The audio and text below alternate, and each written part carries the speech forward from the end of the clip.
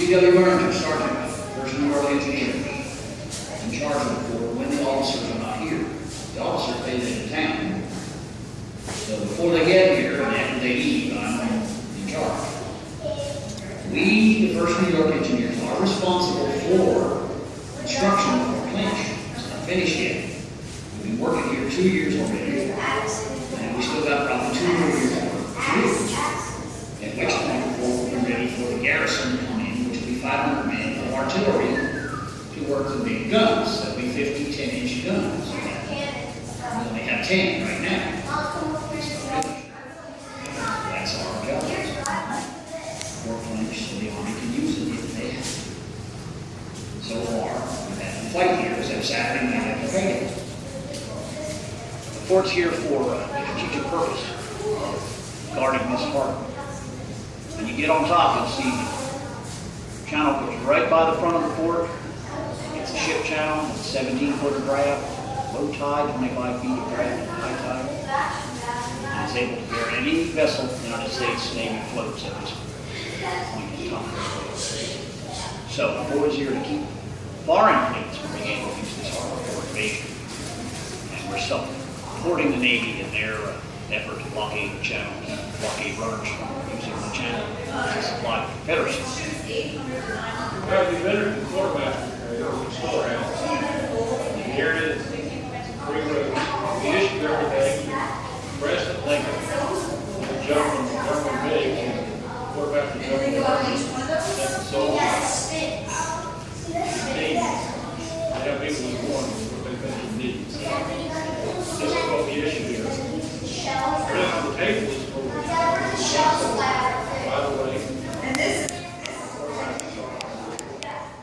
where the shell's flat. Responsibility. Missionaries, food,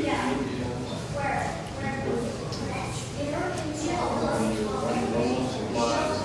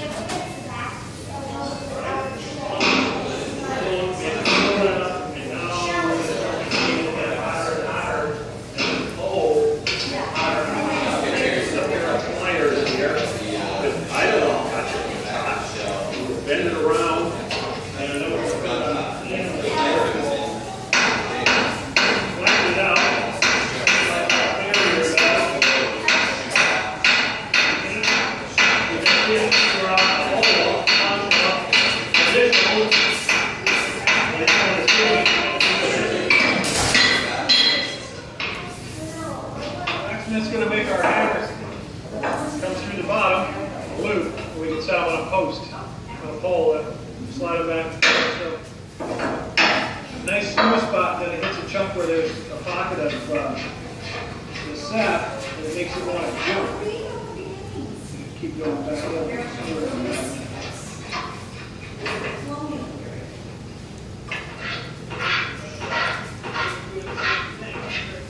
Waiting on some of the lumber, we don't typically get what we request, we get whatever we send. On these stores. So I request that they order the home because they're much easier to work with. Well, this is the bakery here. Bake for the men we do. They get fresh baked bread 5 times a week. Bake in the main ovens here.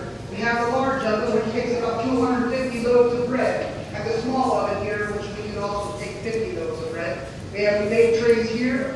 They do all of their mixing of the dough next door, and they bring it over here and sit on the shelf until it rises. Then they go into the oven. These are called oven peels.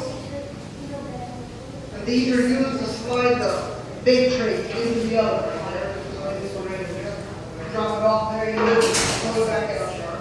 So you have your oven peels. We also have the cutting blocks there to cut bread and roll it out on. We have the rolling pins there, the flour, the jars, and the sifters as well. We use lard to grease down the baby pans, which are on the shelf there. And what you do is you start a fire inside the oven, and you feed fire with it. And for the large oven, it'll take about 8 hours of firing time. You get it nice and hot in there. And then what you do is you rake out all the coals, you spread them out, and then you rake them away to the sides, and then you slide in the trays there. You're doing is heating up the bricks there, and the bricks is what do all your baking. So if you fire it for about 8 hours, you get about 7 hours of baking time out of it. And the small oven is the same way, so you got to start a fire inside of them. But we have, of course, the oven room here, and the prep room, and the pantry on the back side there, where we do all the mixing and keep all the flour and the lard and the sugars. We also make pies and donuts here as well, which are quite popular with the men. And fresh baked bread, as I said, 5 days a week. So pretty good. All green milk, breakfast, dinner, and supper. Can't go wrong. Candlelight to see by, and this roof here collects rainwater. That's why it's set like this. The fort has 11 cisterns and about 53,000 gallons of rainwater here. So that's why the roof is a little bit different design here than like the rest of the fort. Hold the rainwater, which is all of our drinking and cooking water here. The red bricks in this building are from the New York and Philadelphia yard, Brooklyn, New York, and Philadelphia. Sent all the way down here for the building of the fort here. So we're glad to say that we get. Finally got the bakery done, so we're glad to have fresh baked bread. Welcome to my hospital. I'm the hospital steward here, which means I do everything in this hospital with the exception of the surgery. If you need anything, that type of work, I have the book. I'm going to lay out here all the instruments for an inspection.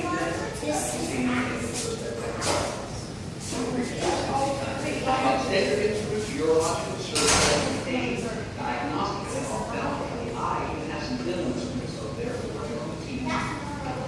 I'm often asked what my favorite instrument is. Right here. The line that you're something.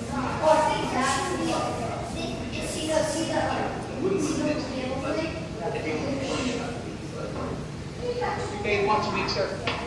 Okay, do you use the river or do you use bathtub? I bet you don't have two person bed. I have two person bed over here.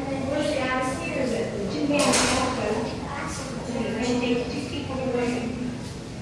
So what happens is you have one guy that's standing there, the other soldier will take a circle off his head. The guy will sit down here, step up, then he'll get out. The other guy will pour the water, he'll tip his cup, and the water will go into the basin.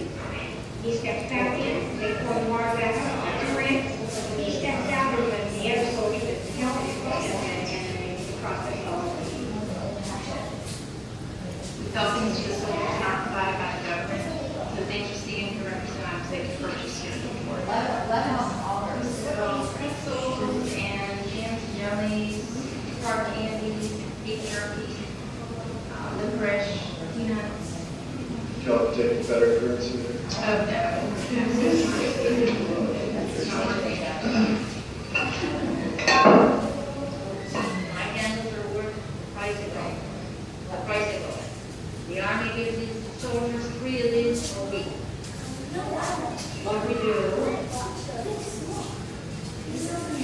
we take one of these.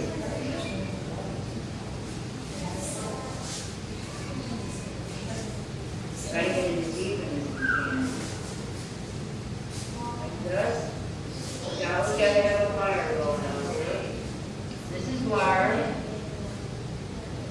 That's because the butcher got would be tower. And they get my place. And that's the first one. The idea is to keep going around and around, and pretty soon, when they're done, as they get fatter, they stick together here. Now all you can do is just cut this off, take your knife, here you got your wick, smooth this down. I'm making a rug.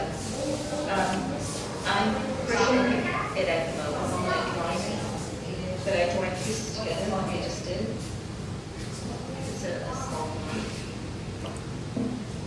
And, you know, our wood floors have slats on them, so they're very drafty.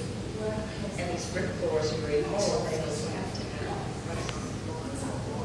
So these are made out of scraps materials that aren't really good shapes.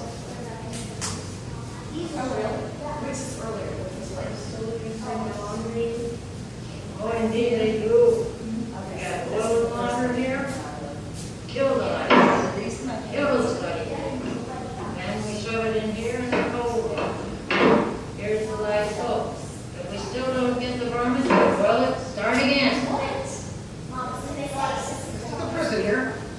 the bed, soldiers go in their bed, which is most of the men here. We have 3 cells here, loose confinement, closed confinement, and solitary confinement. Now, depending on what a soldier's done wrong is what cell he's placed into. Loose confinement is minor offenses. Thievery, not doing their duty, drunkenness, they are, which has most of the men here too. They be placed there with ball and chain signed over around their neck. Let you know what it is they've done wrong. Closed confinement is a little bit more serious. Striking another soldier, disrespecting your NCO, or striking an NCO, or disrespecting your officer. You'll be placed in there to wear a ball and chain around you do, and also a sign around your neck, let you know what you've done wrong. And you can come out there and do hard labor around the court, work. And solitary confinement for traitors, fugitives, deserters, and murderers. You're placed in there for a period of 14 days with a maximum of 84 days. Give them plenty of time to think of what it is they did wrong. Just strip you down, you do. If you go in there with no clothes on, just sleep on one side of the room and you can prove the business on the other side. So you best not forget what side of the room to sleep on. That's right. 3 pieces of hard bread and 3 cups of water a day to the bottom of the door. The guards stay here in the center part of the room, get their meals brought here, they eat right here on the table. Those are the beds for them. You get pine needle and straw to sleep on. You get 12 pounds every month. So you make sure you shake it out at the end of the month so you don't get the bed bugs, because scratching's called turning them over. Civilians laid the brick floor here, which has been wearing out, has it been, for all the use in here, from the soldiers going in and out constantly.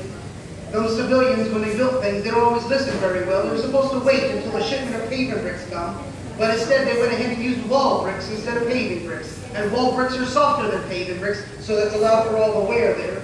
Makes it uneven when you're walking here. So the captain's talking about ready to pull out the whole floor here to re-brick it. How about that? Terrible. Of course, it's terrible just being here. If I'd known I was coming this far south, I wouldn't have signed up. And you don't get no decent Christmas here. No wonder why these Southerners are all upset. And the weather out there, well, it's hot year-round, 3 seasons, early summer, midsummer, late summer.